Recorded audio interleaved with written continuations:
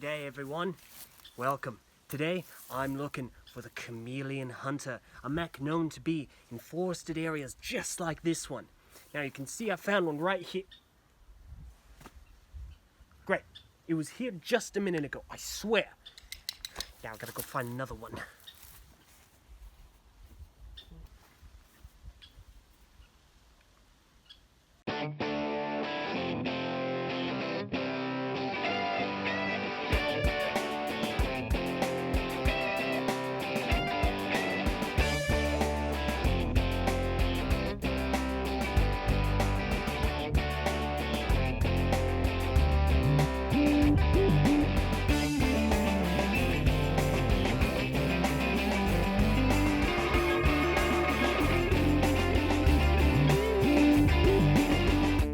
Hello everyone and welcome back to another random review. Today I'm looking at set number 8114, Chameleon Hunter. The set was released in 2008, contains approximately 188 pieces, and at time of release was approximately $15.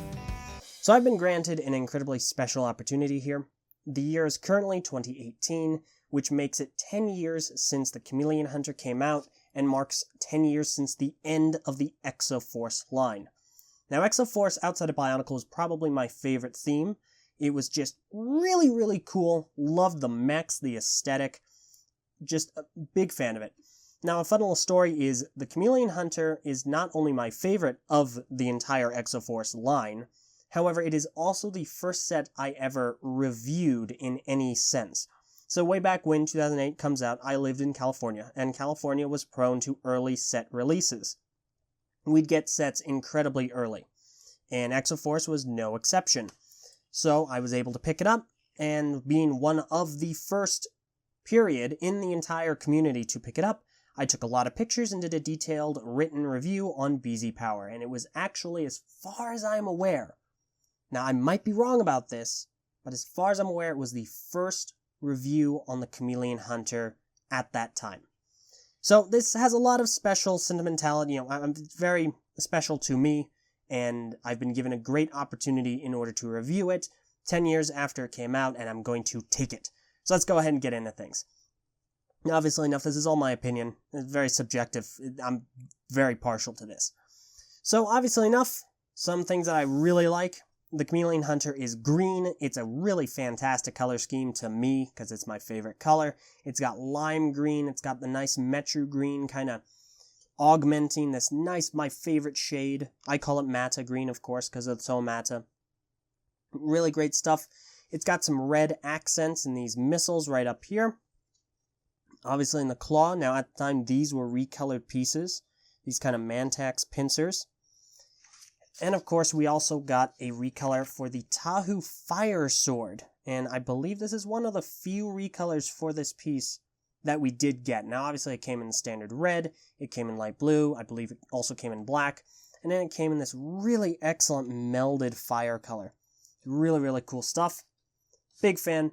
I love how it looks. Whoopsie daisy. Love how this thing looks. It just looks really angular and cool with all these spikes. Now, obviously, the motif was this kind of jungle area, so you can burn away foliage, you can grab onto the bad guys, and that's something I'll get into in a moment, but you can also blend in with the jungle. It's really great. Another thing, obviously, would be the functionality. I like this claw a lot. It spins. You can obviously move each individual finger, and it spins, and you can grab on to bad guys, and there's a little kind of cannon right there. It's just really awesome stuff. Obviously enough, the articulation is pretty decent in the legs. This is when they really started to integrate kind of the construction and system together. Because you have this system piece. Let me see if I can show it. Come on. That's not going to let me. You have the system piece that is integrated with a ball joint. And, that has some good ankle articulation. Obviously enough, you have the ratchet joints up here. Now, a lot of people nowadays have a large gripe with a lot of different mechs that LEGO makes nowadays, because there's no knee articulation in the vast majority of them. Now, a lot of people are disappointed because Exo-Force, obviously the mechs had a lot of articulation, especially in the legs. Now, this is of course because these are much, much smaller mechs. These joints might not even last all too terribly long. Obviously enough, this has been fine, but that's kind of the reasoning behind it. Lego mechs have definitely gotten a lot bulkier, a lot larger than they were when Exo-Force was out. Another thing I'm quite partial to would be this mini drone. This is really like, oh no, you get back there. Get back right there. Mini drone's really neat. Obviously enough, every single one of them in 2008 came with one. I like this guy because it's green. It's got these neat little katana as well, so he can fly around. Got this great handle almost, so he's just flying around, hacking and slashing. It's really fun. I like it. It's kind of this neat, almost like a Levac Va from Bionicle of sorts. And then you can just put him right back there and bulk this up a little bit. And you got this almost kind of cool claw, kind of silhouette. Accents this very nicely. So overall, I'm a big fan. Articulation here is really neat. I like it. As far as the pilot is concerned, he does sit in here. Like, get him. There we go. Pilot, right here. I believe the name was Hikaru. I forget. It's been so long. Now, he does not match the color scheme of the Chameleon Hunter whatsoever. He's in a white suit. No back printing. Minifigure is kind of, it's whatever, honestly. The hair is just this large, blue, kind of cartoonish looking hair. It's a little rubbery, just a smidge.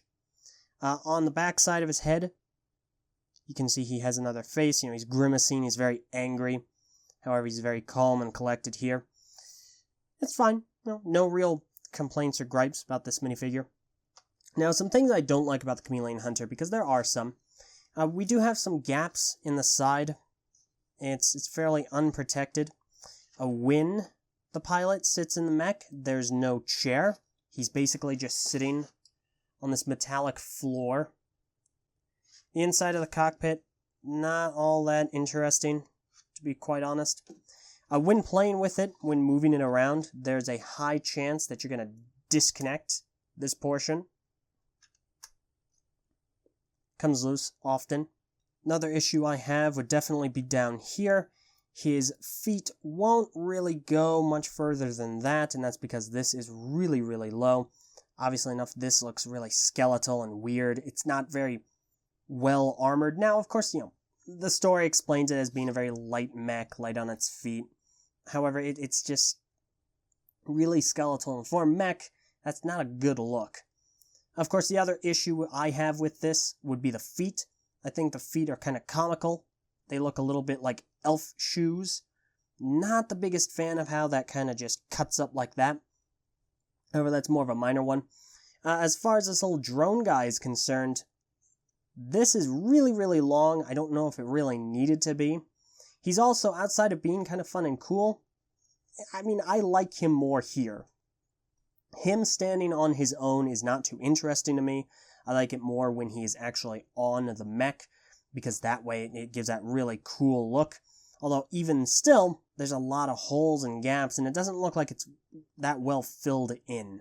And I think that's the greatest issue I have with it, outside of the articulation issues in the kind of ankle area, is that it's not a very well filled in mech, which is really disappointing.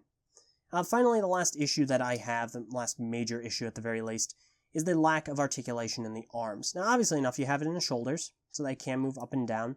However, there's no elbow articulation, so you have to do this. Like, let's say this guy, he's in combat with the robots, firing his missiles, doing all this, and then he moves his claw arm. Oh no, missile, boom! Oh, geez, nuts! And it just took out his communications. Now what is he gonna do? Oh no, wait, he's got to deflect, but he's still firing his missiles. Oh no, he just took out his receiver's antenna. Now what's he gonna do? He's totally toast. So, it's stuff like that. It's kind of weird. And of course, as you just saw, these rockets, if you get them in a certain position, they will conflict with the antennae. So that is a bit of a problem. All of that being said, I'm a huge fan of Exo-Force. I'm a huge fan of the color green. I love chameleons. Those are always really cool. and I'm a massive fan of the Chameleon Hunter. It's my all-time favorite mech. I'm glad I have this opportunity 10 years later to re-review it, make a video about it. It just looks super cool to me. It hits every single thing that I would have wanted out of one of the Exo-Force mechs. My absolute favorite. I hope you guys enjoyed this video. I did this purely for fun. I'm glad I was able to. And yeah, so what do you think of Exo-Force? Do you like the Chameleon Hunter? Let me know what your favorite mech is in the comments below. I read all the comments, so I'm always curious to know.